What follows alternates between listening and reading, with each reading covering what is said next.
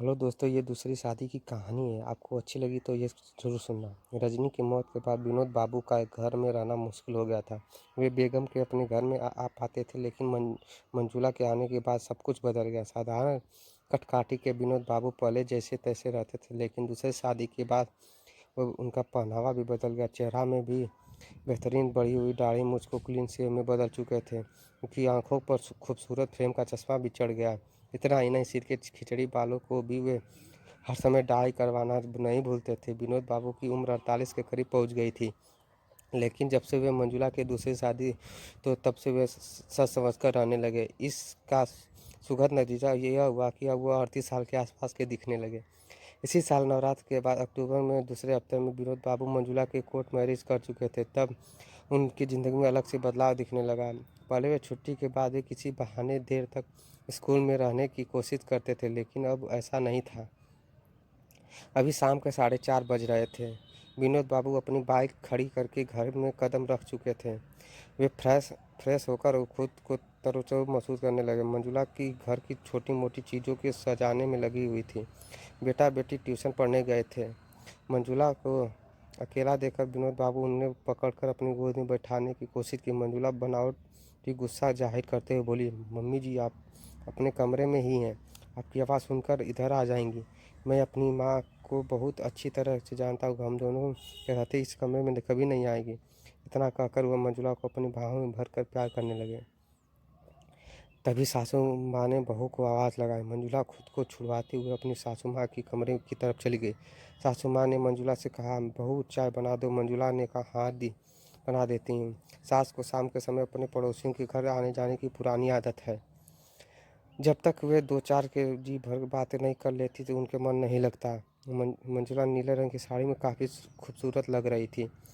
उसने अपने होठों पर हल्के गुलाबी रंग की लिपस्टिक लगाकर रखी थी। लंबे खुले बाल खूबसूरत को बढ़ा रहे थे। सासू माँ के कमरे में लौटने के बाद मंजुला विनोद बाबू के से कहा, आप स्कूल में थक कर आए हैं, थोड़ी देर आप आराम कर लीजिए, मैं आपके लिए भी चाय बना कर ला रही हूँ। मंजुला ने कुछ दिन ही रंगत में बदल डाली।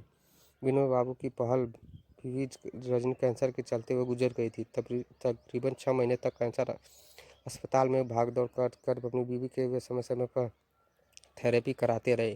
वे इधर उधर से पैसे जुटा कर पानी की तरफ बढ़ा चुके थे, लेकिन आखिरी बार हुई कि मैं थेरेपी के बाद दस्त उल्टी उतनी ज़्यादा बढ़ गई कि वे अकेला छोड़कर चली गई। रजनी की मौत के बाद विनोद बाबू का घर में रहना मुश्किल हो गया था।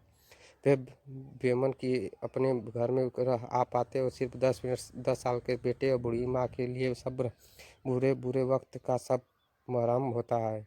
कोई कई साल गुजर गए थे। बेटी की मौत के बाद ऐसा लगा कि विनोद बाबू दोबारा शादी नहीं करेंगे। जब पूरी दुनिया के साथ अपने देश में कोरोना वायरस की शुरुआत हुई तो वह सबके लिए आफत के लिए आ गई। विनोद बाबू को कोरोना महामारी के दौरान अपने स्कूल में बने सेंटर में काम करना पड़ा। वे दूसरे राज्यों के से आए हुए लोगों की काफ़ी मुस्तैदी से सेवा जुटे हुए थे, लेकिन उन्होंने वहाँ ड्यूटी करना महंगा पड़ा क्योंकि वो खुद कोविड-19 चपेट में आ चुके। साथ ही टीचरों एम्बुलेंस बुलाकर विनोद बाबू को अस्पताल में भर्ती करवा दिया। कई दिनों से अस्पताल में वार्ड में पड़े हुए थे। घर पर बैठा अर्नव था उनका छोटा भाई, अपने बीवी बच्चों के साथ अलग रह रहा था। विनोद बाबू अपनी माँ और बेटे के साथ अलग रह रहे थे। विनोद बाबू की 2 दिन पहले ही वार्ड में मंजुला आई थी। वो सांवले रंग की मंजुला देखने में काफ़ी दुबली पतली लग रही थी। खूबसूरत बहुत थी, पर रहकर उन्हें नजरें मंजुला की ओर चली ही जा रही थी। 2 दिन बाद रात में विनोद बाबू की तबीयत अचानक ज़्यादा बिगड़ने लगी। रात की शिफ्ट में काम करने वाले डॉक्टर और नर्स उग रहे थे। उन्होंने महामारी के चलते ज़्यादा काम करना पड़ा था। ज़्यादातर मरीज सोए हुए थे। उस रात मंजुला की तबीयत ठीक नहीं थी, लेकिन नींद आ रही थी। विनोद बाबू की हालत बिगड़ते देख उसने उसे हो रहा था कि उस पास आ गई। विनोद बाबू का ऑक्सीजन लेवल कम हो रहा था। छटपटाते देखे उन्होंने पास आकर बोला, पेट के बल कर लंबी सांस भरने की और छोड़ने की कोशिश कीजिए। मंजुला विनोद बाबू की पीठ सहलाते लगने लगी। इसके राहत महसूस होने लगी। कुछ देर बाद उन्होंने ऑक्सीजन लेवल सामान्य होने लगा। उन्होंने मंजुला को शुक्रिया अदा किया। एक दिन मंजुला के बगल में वाले बिस्तर की अधेड़ मरीज मर गई थी। उस बिस्तर का अब खाली हो चुका था। वार्ड में दहशत का माहौल बन चुका था, इसलिए मंजुला को उस रात नींद नहीं आ रही थी। मंजुला को बेचैन देखकर विनोद बाबू ने रहा नहीं गया। आखिर उन्होंने मंजुला से पूछा, अगर तुम्हें कोई परेशानी हो रही है तो मेरे पास आने वाले खाली बिस्तर आ जाओ। नहीं, ऐसी कोई बात नहीं। मंजुला ने यह कह तो दिया, पर वह उस दिन काफ़ी डरी थी। विनोद बाबू के दरबार कहने पर मंजुला के उसे बगल वाली बिस्तर पर आ गई। तुम्हारे घर में कौन कौन से लोग हैं? मेरे घर में सास ससुर पति के अलावा 7 साल की बेटी है। बेटी तो तुम्हें बहुत याद करती होगी। पता नहीं याद करती होगी भी नहीं। यह कहकर मंजुला उदास हो गई थी। परिवार वाले तुम्हें बहुत मिस कर रहे होंगे। यह सुनकर मंजुला थोड़ी देर चुप रही, फिर बोली, ऐसा कुछ नहीं। मैं आज तक अपनी बेटी के बाद एक बेटे को जन्म नहीं दे पाई हूँ, इसलिए घर में कोई नाखुश है। मेरे शरीर के अंदर कुछ ऐसी परेशानी आ गई है कि डॉक्टर ने साफ कह दिया कि अब मैं दोबारा माँ नहीं बन पाऊंगी। मेरी बेटी अपनी दीदी के पास रह रही थी। वे सब चाहते हैं कि मैं मरूं तो मेरे पति दूसरी शादी करने का मौका मिले, ताकि उनके घर में बेटे का जन्म हो सके। विनोद बाबू हैरानी मंजुला के चेहरे की ओर देख रहे थे, इसलिए वे कुछ देर बाद चुप रहे। बोली, वैसे भी मैं कुछ शादी करने के लिए इजाज़त दे देना चाहती हूँ। विनोद बाबू को यह सब सुनकर झटका सा लगा। बेटा या बेटी पैदा करने वाले किसी के बस में नहीं होता। आज भी लोग किसी औरत के कैसे उम्मीद रखते हैं कि उन्हें बेटे मन में मुताबिक बेटा या बेटी उनसे। इसवीं सदी के लोगों की सोच नहीं बदल रही है, जबकि आज लड़कियां आसमान ऊंचाइयां छू रही हैं। विनोद बाबू मंजुला को समझाने की कोशिश कर रहे थे। एक दूसरे के सुख दुख बांटते हुए अस्पताल में दिन बिता रहे थे। मंजुला ठीक हो गई या डॉक्टर की डिस्चार्ज करने के बाद इजाज़त दे दी, तब भी उनके घर में कोई नहीं आया था। मंजुला के पति अस्पताल में भर्ती कराने के बाद यह कहकर जा चुके थे कि तुम मर भी जाओगे तो मैं तुम्हें यहाँ देखने नहीं आऊँगा। पति की ये नफरत यह मंजुला को घर जाने से रोक रही थी। वह अपने सास और पति के रोज़ की तानों को तंग आ चुकी थी। इधर विनोद बाबू अपने घर को छोड़ने के लिए तैयार थे, लेकिन मंजुला ने उनसे कहा, आप जाइए, मैं बाद में घर चली जाऊँगी। विनोद बाबू समझ गए तो उनसे रहा नहीं गया और बोले, चलो मेरे घर चलो।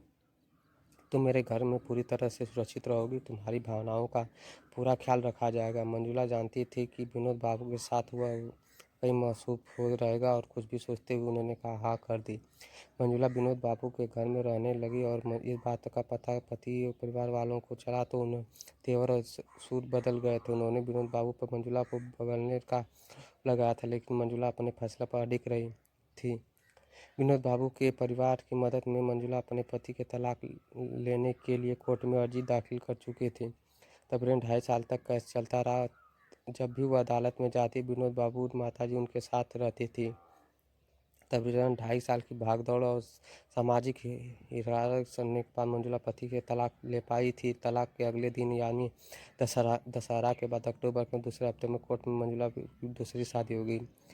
बनाना स्वीकार कर चुका था। मंजुला की कोर्ट के आदेश के मुताबिक बेटी को भी अपने पास रखने की परमिशन मिल चुकी थी, क्योंकि बेटी भी अपनी माँ के साथ ही रहना चाहती थी। मंजुला अपने सासू माँ को चाय पिला चुकी थी। सासू माँ पीने के बाद अपनी सहेली के घर जा चुकी थी। मंजुला ट्रेन में 2 कप चाय लेकर अपने कमरे में हाजिर हुई। मंजुला जैसे ही टेबल पर चाय ट्रे रखी, विनोद बाबू ने उसे और चूम लिया और वह भी उसके गले लग गई। आखिर में उसके इशारे के, जनाब चाय ठंडी हो जाएगी। वे दोनों बात करते हुए चाय पीने लगे। मंजुला चाय खत्म कर विनोद बाबू के बगल में आकर लेट गई। तुम्हारे साथ बातें करने में मेरी थकान मिट गई, विनोद बाबू मनमुनाहर करते हुए बोले थे। मंजुला ने अपने सिर पर उनके सीने पर रखकर, अब सालों तक ऐसी खुशी मिल रही थी। यही था कहानी थी तलाक के बाद। आपको अच्छी लगे तो लाइक करें, सब्सक्राइब